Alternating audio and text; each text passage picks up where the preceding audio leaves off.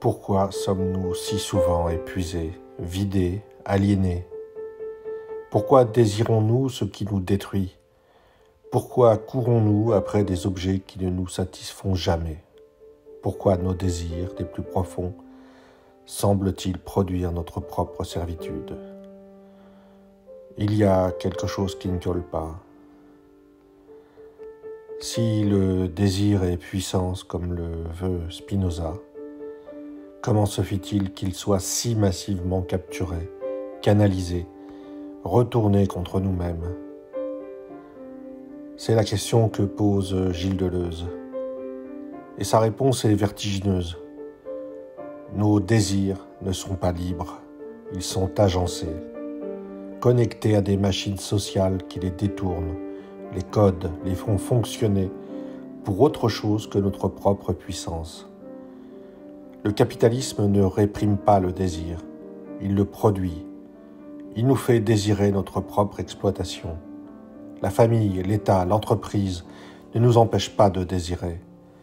Ils organisent nos désirs, ils les branchent sur des circuits de servitude. Alors, comment sortir de cette capture?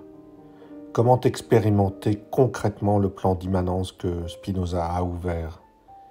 Comment libérer les flux de désir? Comment créer des agencements qui augmentent notre puissance au lieu de la confisquer? Deleuze va nous donner les outils, pas une théorie de plus, des outils d'expérimentation, des concepts pour cartographier nos désirs, pour comprendre comment ils fonctionnent et pour les libérer. Le corps sans organes, les machines désirantes, les lignes de fuite, la révolution moléculaire.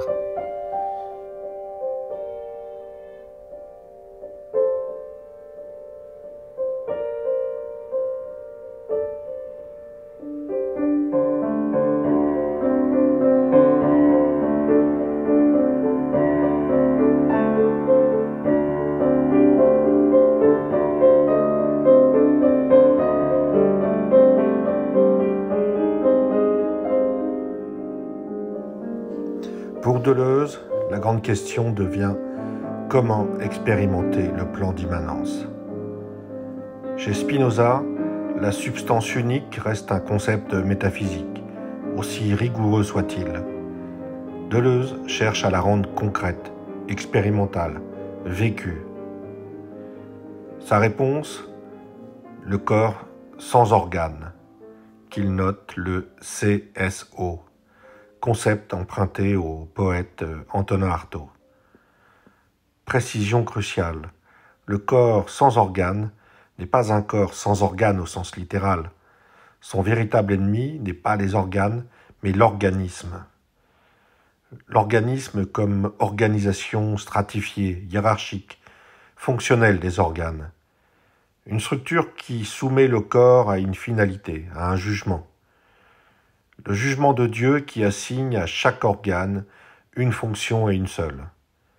La bouche doit manger et parler, l'oreille doit entendre, une forme de potestas inscrite dans la chair. C'est le retour du dualisme à l'intérieur même du corps. L'organisme reproduit dans la chair la hiérarchie qui opprimait l'esprit. Il découpe, il sépare. Il hiérarchise ce qui devrait être un continuum d'intensité. Le corps sans organes.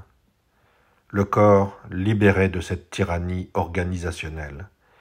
Un champ d'intensité pure, d'affect, de gradient. Un corps qui découvre ce qu'il peut faire en dehors de ses fonctions prédéterminées. La bouche peut devenir autre chose qu'un organe de nutrition et de parole. Le plan d'immanence spinoziste rendu concret et expérimental. Le corps sans organes, c'est le corps retrouvant son rythme propre, libéré des cadences imposées par l'organisation sociale et morale. C'est le continuum corps, langage, vie, enfin réalisé. Se faire un corps sans organes n'est pas une opération chirurgicale, c'est une pratique, une ascèse qui consiste à défaire les organisations pour libérer les flux de désir et permettre des connexions non organisationnelles. C'est la substance de Spinoza, vécue comme corps, comme limite à atteindre, comme champ d'expérimentation. Dans l'Anti-Oedipe, Deleuze et Guattari lancent leur cri de guerre. Le désir ne manque de rien.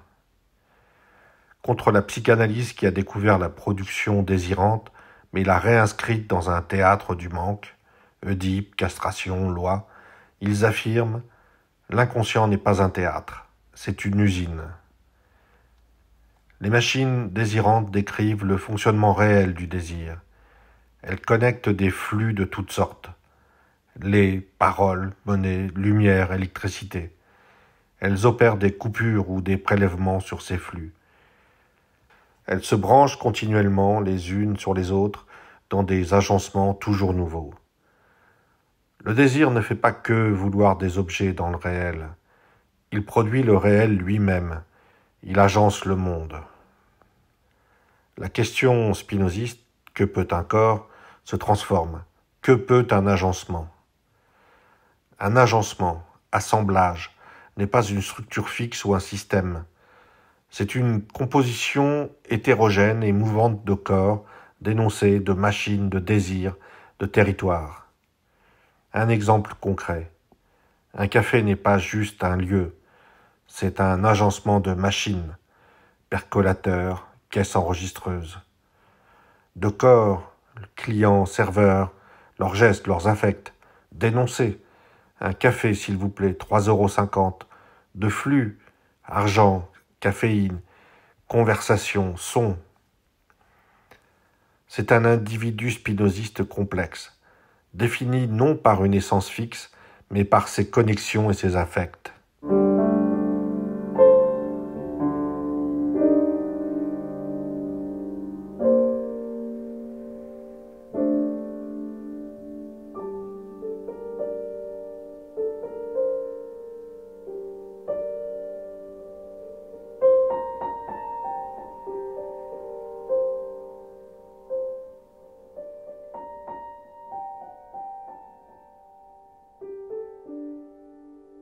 La distinction spinoziste, potentia potestas, trouve sa pleine effectivité politique dans l'opposition deleuzienne moléculaire-molaire.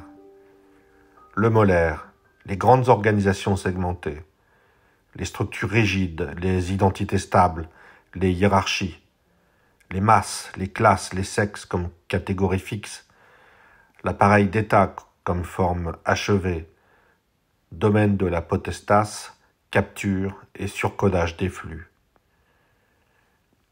Le moléculaire, les flux du désir, les devenirs imperceptibles, les agencements souples, les connexions transversales, les singularités, les vitesses, les affects, la micro-politique, domaine de la potentia, puissance créatrice immanente. Un exemple concret, une manifestation. Au niveau molaire, le peuple dans la rue, masse unifiée sous des mots d'ordre. Au niveau moléculaire, les flux qui la traversent. Une conversation entre deux amis, un geste de solidarité, une peur soudaine, un désir kiné, une connexion inattendue. Pour Deleuze, la révolution se joue d'abord à ce niveau moléculaire des désirs et des affects. Si l'on suit jusqu'au bout la logique spinoziste, 4 points se dessinent. Premier point, l'être est un plan d'immanence unique et productif. Deus sive natura. Deuxième point, toute forme de transcendance, l'État, la loi, le capital, est une capture, une stratification contingente, pas une nécessité ontologique. Troisième point, le désir est potentia productive. Sa nature est de fluer, de se connecter, de créer des agencements. Quatrième point, les formations sociales molaires, État, famille, entreprise, sont des appareils qui cherchent à arrêter et canaliser ces flux pour leur reproduction.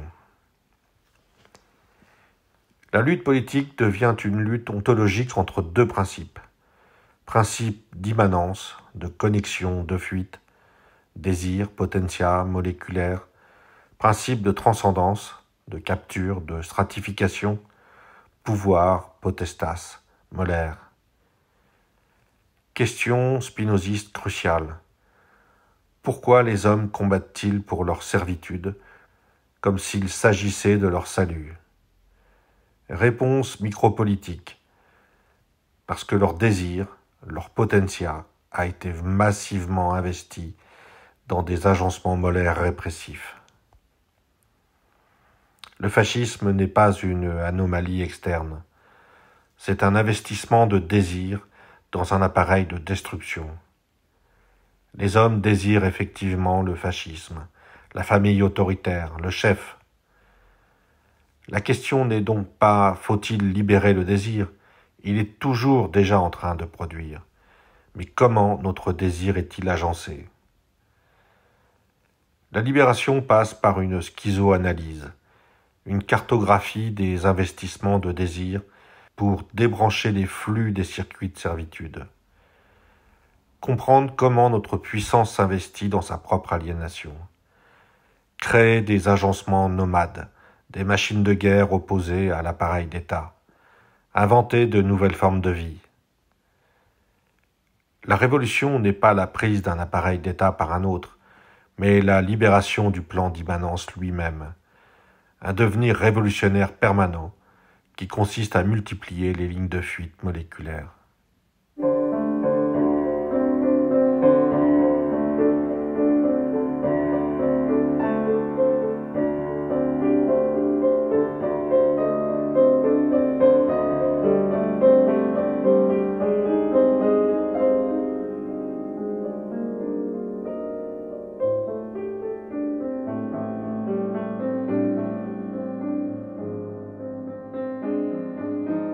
Je vais résumer maintenant le chemin très dense que nous avons parcouru ensemble. De Spinoza à Deleuze, une même ligne de puissance immanente. Le refus de toute transcendance. L'affirmation du désir comme force productive positive. La transformation de l'éthique en éthologie. Et enfin la dimension politique, la révolution moléculaire contre les captures molaires. Mais il y a quelque chose de plus profond encore, quelque chose qui traverse tout ce parcours comme un fil rouge, comme un battement continu. C'est le rythme. Le rythme de la substance spinoziste qui se déploie sans rupture à travers tous ces modes. Le rythme du conatus qui pulse dans chaque être vivant. Le rythme du désir qui monte et descend, s'accélère et se ralentit selon les rencontres. Le rythme des flux deleuziens qui se connectent, se coupent, se rebranchent sans cesse. Ce rythme n'est pas une métaphore, c'est la réalité même du continuum, corps, esprit, langage, vie, éthique, politique. Tout cela ne fait qu'un, parce que tout cela participe du même mouvement, de la même pulsation vitale. La pensée dualiste a voulu interrompre ce rythme. Elle a posé des coupures, des hiérarchies, des séparations. Elle a dit « ici s'arrête le corps, là commence l'esprit. Ici finit la nature, là débute la culture. Ici cesse la vie, là s'élève la pensée. » Mais le rythme continue. Il ne peut pas s'arrêter.